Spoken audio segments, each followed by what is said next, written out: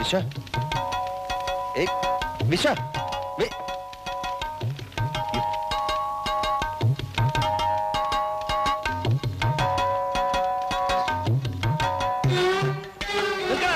നിൽക്കാൻ ഇത് കണ്ടോ? തനിക്ക് കൈക്കൂലി വന്നതിന് നാട്ടുകാർ വന്ന സമ്മാനം 10,000 രൂപ വാങ്ങിച്ച് ഇനി എന്നെ പറ്റിക്കാമെന്ന് നോക്കണ്ടടാ കള്ള റാസ്കൽ. എനിക്കിനി നിന്റെ ജോലി വേണ്ട. പക്ഷെ നിന്നെ 2 ഇടി ഇടിക്കാൻ ഞാൻ ഇവിടുന്ന് പോകില്ല. കാശ് താടാ. ജോലി തരാമെന്ന് പറ്റിക്കുന്ന കള്ള. കാശ് താടാ. ജോലിയോ? ഇവിടെ താൻ വിഷുവിന് കൊടുക്കാനുള്ള കാശല്ലേ അത്? വിഷുവിനും കിഷുനൊന്നല്ല എന്റെ കാശ്. നീയാണ് എന്റെ കാശ്. എന്നെ കണ്ട് നീ ഓടിയപ്പോഴേ മനസ്സിലായടാ കള്ള, കരിങ്കള്ള. കാശ് താടാ. ഒരു ഭ്രാന്തൻ. അയ്യോ ഭ്രാന്ത്. ഭ്രാന്ത് നിന്റെ അച്ഛന്. അച്ഛനെ പറഞ്ഞു എന്താ എന്താ പ്രശ്നം? പിടിച്ചു വെച്ചോ. എന്താ ചന്തയോ? അല്ല സാർ. പിന്നെ ഭ്രാന്തൻ. ഭ്രാന്തൻ സാർ. ഭ്രാന്തനാണ് പിടിച്ചു കേട്ടോ. ജോലി തരാമെന്ന് പറഞ്ഞ് താനല്ലടോ എന്റെ കാശ് വാങ്ങിപ്പിച്ചത്. എന്റെ 10,000 രൂപ നിലയ്ക്ക് തന്നെ ഞാൻ തട്ടും. ചട്ടം തന്നെ മറ്റൊരു പോയി പറ. കള്ള. അയ്യോ police. Call the police. Call the police. Call police.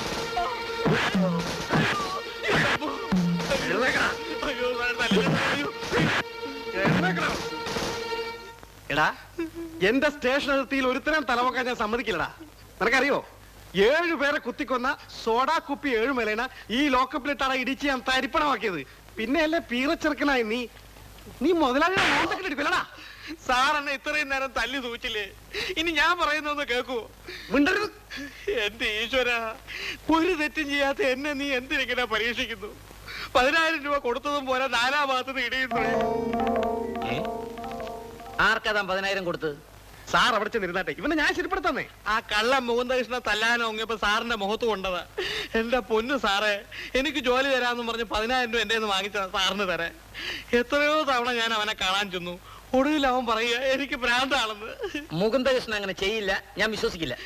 ഇപ്പൊ എനിക്ക് തന്ന പോലെ 5-6 ഇടി അവനും കൊടുത്തു നോക്ക്. സത്യം പുറത്തു വരും. എന്റെ അച്ഛനാണ് അവൻ എന്റെ കൈക്കൂലി വാങ്ങിച്ചു. സാറേ നുണയാണ്. ഞാൻ 2 കൂടി പൊട്ടിക്കട്ടെ. ഒരു മിനിറ്റ്, ഞാൻ വരുന്നുണ്ട്.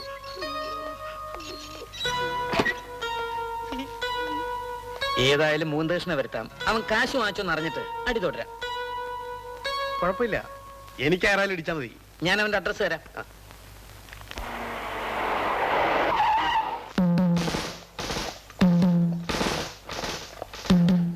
இங்க முகுந்த கிருஷ்ண கர்த்தாரு எதுக்கு சார்?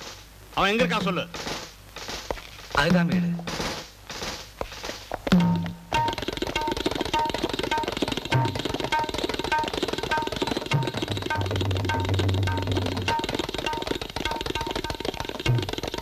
இந்த ஆள் தானா? இவரு கிடையாது, அந்த ஆளு. நில்றா.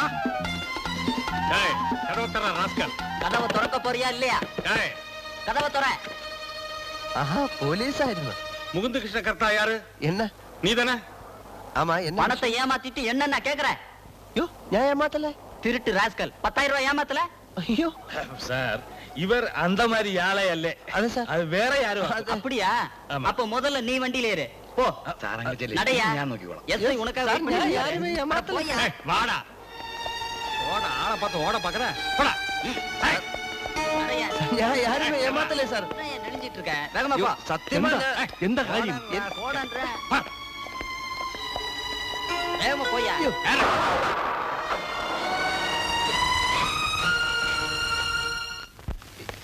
സാർ, ഈ നിൽക്കുന്ന മനുഷ്യൻ തനിക്ക് 10,000 രൂപ തന്നു. സത്യം പറയടാ മുകുന്ദകൃഷ്ണ. സാർ അത് തന്നോ ഇല്ലയോ? സാർ രൂപ തന്നത്, പക്ഷെ അങ്ങനെയല്ല sir. Say yes or no. ഇടിച്ചിട്ട് മൂക്കാൻ പറ്റും. സത്യം പറയടാ. രൂപ തന്നത് സത്യ, പക്ഷെ അത് no more clarifications. Inspector, I want to see him behind the bars. Sir, ഓഫീസിൽ തന്റെ നിഴല് പോലും കണ്ടുപോരുത്. You are dismissed. Sir. Sir നിൽക്കടാ. സാറ് ഇവിടെ വരാ. നിനക്കുള്ള ഞാൻ തരാം. ഒന്നും അറിയാത്ത പാവത്തിന് ദ്രോഹിച്ചു. തുറന്നിട്. നീയല്ലേ പറഞ്ഞു ഇവന് ഭ്രാന്താണെന്ന്? സാർ, ഇവന് ഭ്രാന്താണ് സാർ. ഒരു നല്ല കുടുംബത്തിൽ ജനിച്ച് എനിക്ക് ഭ്രാന്താണെന്ന് പറഞ്ഞ് ഇവന്റെ പേരിൽ കേസ് ചാർജ് ചെയ്യണം. എടാ നിനക്കറിയാമോ ഞാൻ ആരാണെന്ന്? ഇവിടുത്തെ മുൻ മേയറായിരുന്ന MC ഗോപാലൻ നായരുടെ അനന്തരവനാണ്ടാ. ആ ഡോക്ടർ രവീന്ദ്രൻ, എന്റെ അമ്മാവന്റെ മോൻ. സുലോചന, എന്റെ അമ്മാവന്റെ മരുമോള്. സാർ, ഇതെല്ലാം അറിഞ്ഞുകൊണ്ട് ഞാനൊരു അന്തസ്സുള്ള കുടുംബത്തിൽ അംഗമാണെന്ന് അറിഞ്ഞുകൊണ്ട് ഇവൻ എന്നെ മനഃപൂർവ്വം ചതിക്കായിരുന്നു. ഇവനെ വിടരുത് സാർ. അയ്യോ സാർ, ഇത് കേസാക്കരുത്. കണ്ടോ ഇപ്പോഴെങ്ങനെ ഇരിക്കുന്നു? സാർ, ഇത് കേസാക്കരുത്. ഇതെന്റെ മാനത്തിന്റെ പ്രശ്നമാണ്. എങ്ങനെയെങ്കിലും 24 മണിക്കൂറിനാണ് ഞാൻ കാശെത്തിക്കാം. ഞാൻ പൊക്കോട്ടെ സാർ. പക്ഷെ നന്നായിട്ടൊന്ന് പെരുമാറണം സാറേ, അല്ലെങ്കിൽ എന്റെ മനസ്സിന് സമാധാനം കിട്ടില്ല. സാർ അയ്യോ, അത് വേണ്ട സാർ, ഞാൻ കാശെത്തിക്കാം. വേണ്ട വേണ്ട സാർ, വേണ്ട വേണ്ടെന്ന് പറ. വേണ്ടെന്ന് പറ. വേണ്ട വേണ്ട.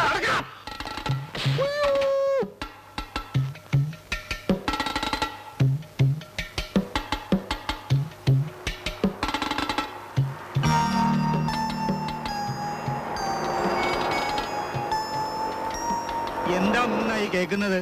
മൂന്നേട്ടെ പറ്റി ഒരിക്കലും ഇങ്ങനെ വിചാരിച്ചില്ല. 14 വർഷമായി ഞാൻ ഈ തെരുവിൽ വന്നിട്ട് ഇന്ന് വരെ ഇവിടെ ആരെയും പോലീസ് പിടിച്ചിട്ടില്ല. അതിനിവിടെ ആരും ഒരു കുറ്റവും ചെയ്തിട്ടില്ല. ഈ തെരുവ് മാറിപ്പോയി. അയ്യയ്യേ, ചേ ചേ ചേ ചേ. അരയിലച്ചരട് പാമ്പായി കടിച്ചാൽ കാട്ടിലെ പാമ്പ് ഓടി കടിക്കുന്ന ഒരു ചൊല്ലുണ്ട്. മാലിന്യാന്ന് വിചാരിക്കുന്ന നിങ്ങളൊക്കെ ഇങ്ങനെ ചെയ്താ ഞങ്ങൾ പിന്നെ ആരെയും വിശ്വസിക്കുക? കള്ളനും ചതിനൊന്നും ഈ തെരുവിൽ വേണ്ട. വേഗം വീടൊഴിഞ്ഞ് പോയാൽ മതി. ഒരു വെടിക്കുള്ള മരുന്ന് നിന്റെ കയ്യിലുണ്ടെന്ന് ഇപ്പോഴാ അറിഞ്ഞത് മൂന്ന. ആക്ച്വലി എന്താ മുകുന്ദ സംഭവിച്ചത്? എല്ലാരും കൂടെ എന്നെ കള്ളനും ചതീനമാക്കിയിരിക്കല്ലേ? അങ്ങനെ തന്നെ അങ്ങ് വിശ്വസിച്ചോളൂ. എന്ന് പറഞ്ഞാൽ എങ്ങനെയാ? പോലീസുകാർ എന്നാ പറഞ്ഞത്? താൻ പണം ഏമാത്തിയാച്ചെന്ന്. ഞാൻ ഏമാത്തിയാച്ച അത്ര തന്നെ എന്ന് പറഞ്ഞ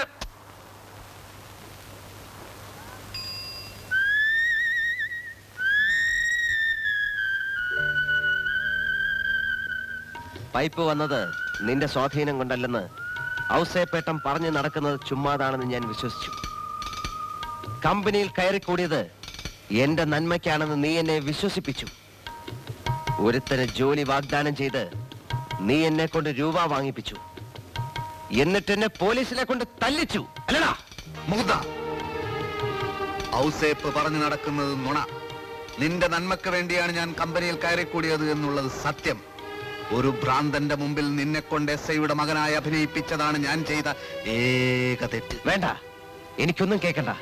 അവന് ഭ്രാന്തമില്ല, ഒരു ചുക്കുമില്ല. അവനെ നീ ചതിക്കുകയായിരുന്നു, ചതിയൻ. അരുത് മുകുന്ദ, അരുത്. നിന്റെ നാക്ക് കൊണ്ട് അങ്ങനെ പറയരുത്. എന്നെ ചതിയനെന്ന് വിളിക്കരുത്.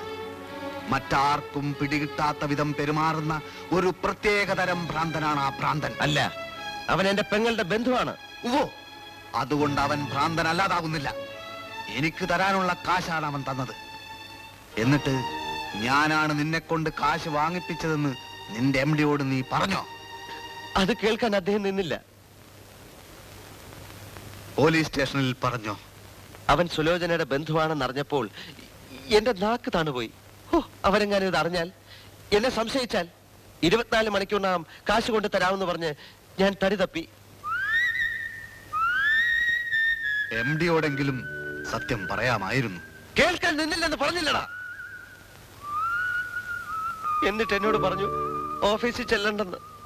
ഓഹോ, അത് ശരി.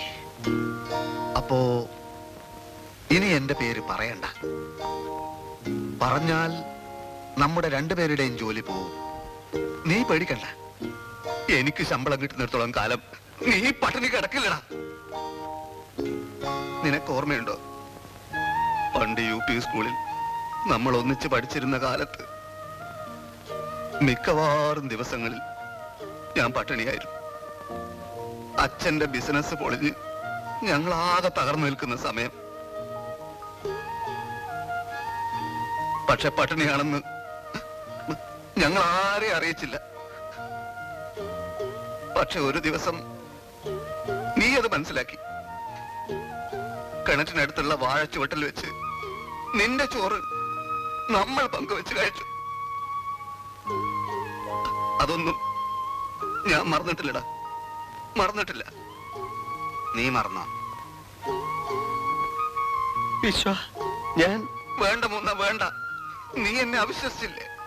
ഇത്രയൊക്കെ ഓർത്തു വെക്കുന്ന ഞാൻ നിന്നെ ചതിക്കുമെന്ന് നീ വിശ്വസിച്ചല്ലോ മൂന്ന. ഇല്ല വിശ്വ, ഞാൻ അങ്ങനെ പറഞ്ഞതല്ല. മതി, പോവാ ഞാൻ ഇവിടെ. വിശ്വ, പോകരുത്.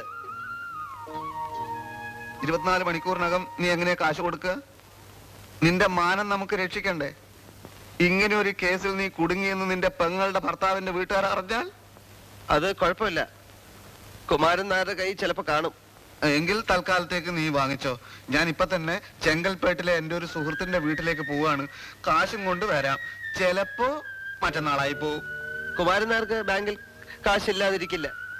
ആദ്യം ആ കാശ് നമുക്ക് സ്റ്റേഷനിൽ കൊടുക്കണം. പിന്നെ മറ്റവൻ ഭ്രാന്തരാണെന്ന് ഞാൻ തെളിയിച്ചു കൊടുക്കണം. ഞാൻ ഇപ്പൊ തന്നെ ചെങ്കൽപ്പേട്ടിലേക്ക് പോവാണ്. എന്നാലും മൂന്ന നീ എന്നെ അവിശ്വസിച്ചില്ലേ? സോറി വിശ്വ,